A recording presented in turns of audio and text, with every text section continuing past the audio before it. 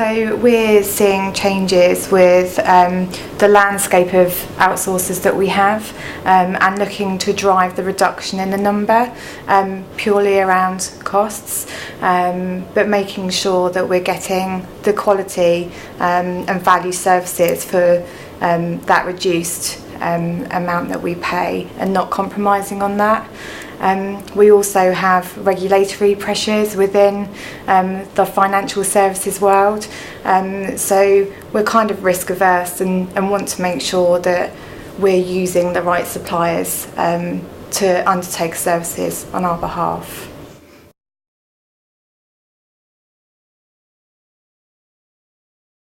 Yeah, we are seeing changes with the contract terms, or we're driving those changes. So historically we would have had evergreen contracts, open-ended contracts that are in place for 10 years.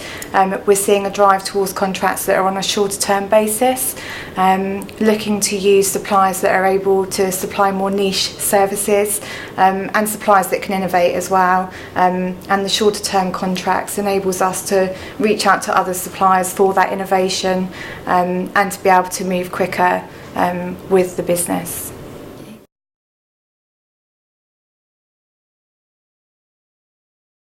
So a lot of that comes with relationship management, going out, reaching out to those suppliers and speaking to them.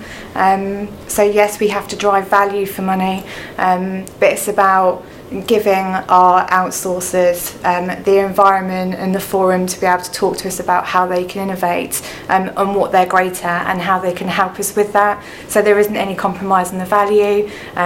We make sure that the relationship manages what they provide for us, but we enable them to innovate as well.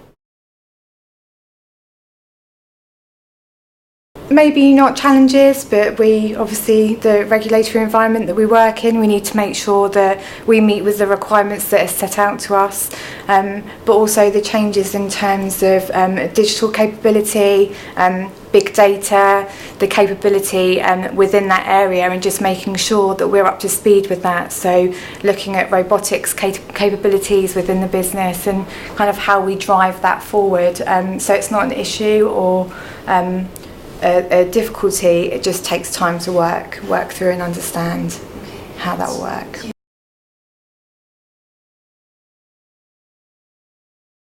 I think we will see a consolidation of suppliers, so fewer suppliers out there on the market that are outsourced to. We will probably see less offshoring and more onshoring, but onshoring of more complex processes, because the easier processes will be taken by the robotics capability. So essentially more online capability and automation.